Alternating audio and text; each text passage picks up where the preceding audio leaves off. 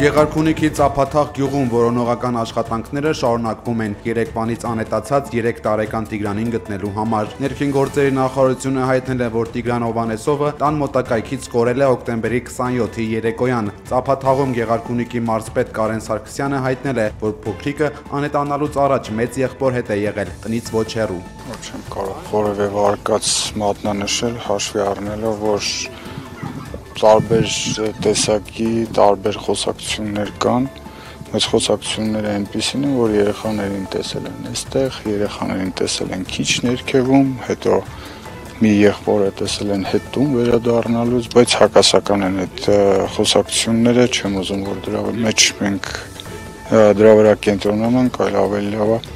որոնողական աշխատանքները ամբողջությամբ իրականացնենք, փորձենք հասկանանք։ 3-ամյա Տիգրանին գտնելու որոնողական աշխատանքներին գիշերվանից մասնակցում են 200 կամավոր, ներքին գործերի նախարարության 5 տարբեր բաժինների ավելի քան 300 աշխատակիցներ, օգտագործվում են անօդաչու թռչող սարքեր եւ տեխնիկական այլ միջոցներ։ Մենք բոլոր վարկածները եւս մեր աշխատանքային ստեղծել ենք շտաբ, ուսումնասիրում ենք, ոստիկանությունը եւս ստուգում են բոլոր վարկածները։ Այսինքն որոնք են այդ վարկածները։ Վարկածները այս բան չեմ հրապարակի,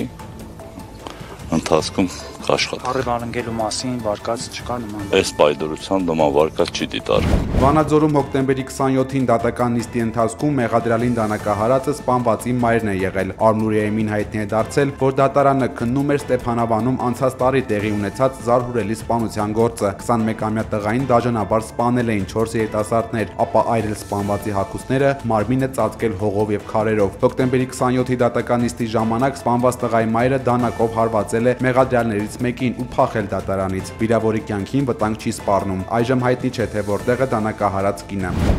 Ասֆալտին պարկեցնելով բերման ենթարկված ապակալանավորված փաստաբան Ալեքսանդր Կոչուբաևի կինը ծննդաբերությունից հետո առողջական լուրջ խնդիրներով հայտնվել է վերակենդանացման բաժանմունքում, ծայրահեղ ծանր վիճակում, հայտնել է Կոչուբաևի փաստաբան Էրիկ Ալեքսանյանը։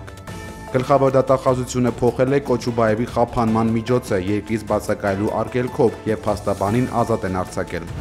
Սամվել Կարապետյանի դեմ իրականացվող գործողությունները բացահայտ հակասում են մարդու հիմնարար իրավունքներին եւ ազատություններին եւ նրա շարունակական կալանքը ակնհայտորեն ապօրինի է, հայտարարել է ավստրալիա-բրիտանացի աշխարհահռչակ փաստաբան իրավաբան գիտնական Ջեֆրի Ռոբերտսոնը։ Ըստ իրավաբանի մեջբերում ցանկացած բանական դատավորի համար ակնհայտ է, որ Սամվել Կարապետյանը որևիցե անօրինական բան չի արել, նա պարզապես պատասխանել է վարչապետի իր եւ իր եկեղեցու դեմ ուղղված չափազանցված ու սադրիչ հարձակումներին։ Հայտարարության մեջ որևէ ակնարկ չկար հանցավոր մասնակցության, բռնության կամ այլ ապօրինի գործողության մասին։ Առավելագույնը դա կարող էր նշանակել եկեղեցու պաշտպանություն հասարակական աջակցությամբ կամ հրապարակային դիրքորոշմամբ։ Ոչ մի ժողովրդավարական երկրում, որտեղ խոսքի ազատությունը երաշխավորված է սահմանադրությամբ, ինչպես դա երաշխավորված է նաև Հայաստանի Հանրապետության սահմանադրությամբ եւ պատշաճ կերպով վավերացված է միջազգային պայմանագրերով, չի կարող պնդվել, թե պարոն Կարապետյանի արտահայտած կարծիքները ունեն այդպիսի իմաստ, մեկնաբանություն կամ հետևանք։ Այդպիսով իրավական առումով նշանակություն չունի արդյոք վարչապետը արդարացի հիմքեր ուներ եկեղեցու կամ ամբաստանյալի քննադատության համար։ Կարևորն այն է, որ պարոն Կարապետյանը որևէ կոչ չի արել կառավարությունը բռնությամբ տապալելու այն հանցանքը, որով նրան մեղադրում են։ Պետությունը իրավական հիմք չի ունեցել Սամվել Կարապետյանին կալանքի տակ պահելու գոյություն չունեցող հանցագործության համար, ասված է հայտարարության մեջ։ Թուրքիայի արևմուտքում Բալաքեսիրի նահանգում 6.1 մագնիտուդ ուժգնությամբ երկրաշարժ է եղել։ Փլուզվել է 4 շենք, վիրավորվել 22 մարդ։ Բալաքեսիրի Սինդիրգի շրջանում ուսումնական հաստատությունները փակվել են։ Երկրաշարժի ցնցումները զգացվել են նաև Իզմիրում, Ստամբուլում, Բուրսայում։ Ռուսաստանի արտաքին հետախուզության ծառայությունը հայտարարել է, որ Ֆրանսիան պատրաստվում է Ուկրաինա ուղարկել 2000 զինվոր։ Մակրոնի հրամանով կազմված զորամիավորման հիմնական մասը գրոհայիններ են Լատինական Ամերիկայի երկրներից։ Ռուսական տվյալներով ֆրանսիական զորքն արդեն Ուկրաինայի սահմանի մոտ է Լեհաստանում եւ անցնում է ինտենսիվ մարտական պատրաստություն։ Ըստ Դաշնության արտաքին հետախուզության ծառայության տեղեկության հնարավոր արտահոսքի դեպքում Փարիզը նախապես մշակել է պլան, հայտարարելու թե խոսքը ոչ թե զորախմբի, այլ հրահանգիչների փոքր խմբի մասին է։ Ռուսաստանի արտգործնախարարության պաշտոնական ներկայացուցիչ Մարիա Զախարովան հեգնել է, թե Մակրոնը ֆրանսիացի զինվորականներին պետք է ուղարկի ոչ թե Ուկրաինա, այլ ֆրանսիական թանգարանները պաշտպանելու։ Անվտանգության խորհրդի քարտուղար Սերգեյ Շոյգուն էլ նախազգուշացրել է, որ օտարերկրահատուկ ծառայությունները փորձում են ներթափանցել Ռուսաստանի կարևորագույն օբյեկտներ դիվերսիաներ իրականացնելու համար։ Շոյգուն նաև տեղեկացրել է, որ նախագահ Վլադիմիր Պուտինը կողմ է արտահայտվել հատուկ վտանգավոր օբյեկտների պաշտպանությունն ուժեղացնելու համար կամավորական ջոկատներ ստեղծելու առաջարկին։ Contrary to the PA's promises. Իսրայելի արտգործնախարար Գիդեոն Սաարը հայտարարել է, որ իրենք չեն ցանկանում Գազայի տարածքում տեսնել թուրքական զինված ուժերի։ Հունգարիայի արտգործնախարարի հետ համատեղ ասուլիսի ընթացքում իսրայելցի պաշտոնյան նշել է, երկրները, որոնք ցանկանում են զորքեր ուղարկել, պետք է արդար լինեն Իսրայելի հանդեպ եւ բարեկամական վերաբերմունք ունենան։ Էրդողանի Թուրքիան ճշտամական դիրք է բռնել ոչ միայն իր հռետորաբանությամբ, այլև դիվանագիտական ու տնտեսական գործողություններով։ Հետևաբար նրանց զորքերին Գազամուտ գործել թույլ տալը խելամիտ չէ, եւ մենք այդ մասին տեղեկացրել ենք մեր ամերիկացի ընկերներին, ասել է Իսրայելի արտգործնախարարը։ Ասուլիսից հետո իսրայելական լրատվամիջոցները հայտնել են, որ Գազայի հատվածում որպես միջազգային կայունացող ուժերի մաս կարող են դառնալ ադրբեջանական զորքերը, նաեւ Ինդոնեզիայի եւ Պակիստանի զինուժը։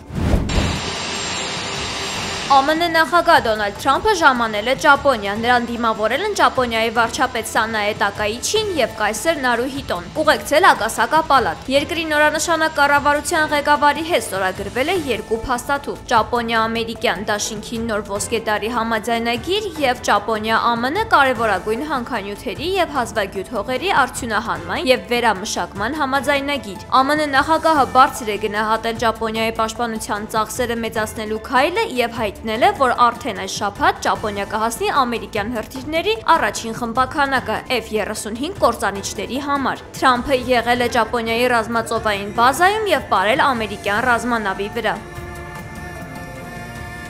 ԱՄՆ ղեկավարը իր ելույթում շնորհակալություն է հայտնել ԱՄՆ պատերազմի նախարարին եւ ասել է, որ ամեն ինչ անելու են ԱՄՆ-ն պաշտպանելու համար։ Այս պահից սկսած, եթե երբևէ պատերազմ լինի, մենք այն հաղթելու ենք։ Հաղթելու ենք այնպես, ինչպես դեռ ոչ ոք երբևէ չի հաղթել։ Ճապոնիայի այցի ավարտին հայտնի է դարձել, որ այդ երկրի վարչապետը Թրամփին առաջադրելու է 2026 թվականի խաղաղության Նոբելյան մրցանակի համար։ Հունգարիայի վարչապետ Վիկտոր Օրբանի քաղաքական խորհրդական Բալաշ Օրբանը հայտարարել է, որ իր երկիրը ցանկանում է Եվրամիության շրջանակներում դաշինք ստեղծել Չեխիայի եւ Սլովակիայի հետ։ Ըստ վերլուծաբանների, Բուդապեշտը պատրաստվում է միավորվել Չեխիայում վերջերս կայացած ընտրություններում հաղթած Անդրեյ Բաբիշի եւ Սլովակիայի վարչապետ Ռոբերտ Ֆիցոյի հետ եւ Եվրամիությունում ձևավորել Ուկրաինայի նկատմամբ թերահավատորեն տրամադրված երկրների դաշինք։ Այն կբարթացնի Կիևին օգնություն ուղարկելու Եվրամիության որոշումների ընդունումը։ Ըստ Հունգարիայի ղեկավարի, Ռուսաստանի սառեցված ակտիվներն անօրինական օգտագործելու Եվրամիության մտադրությունը կարող է դառնալ նոր պատերազմի նախերգանք եւ հանգեցնել Ռուսաստանի հետ ուղիղ հակամարտության։ Ի դեպ, Հունգարիայի վարչապետը Ռոմում հանդիպել է իտալացի գործընկերուհուն Ջորջիա Մելոնիին։ Նրանք խոսել են ուկրաինական հակամարտության, մերձավոր արևելքի զարգացումների եւ այլ հարցերի մասին։ Օրբանը վերահաստատել է իր համոզմունքը, որ Ռուսաստանի նկատմամբ պատժամիջոցները պետք է վերացվեն, մինչդեռ Մելոնին հակառակն է կարծում։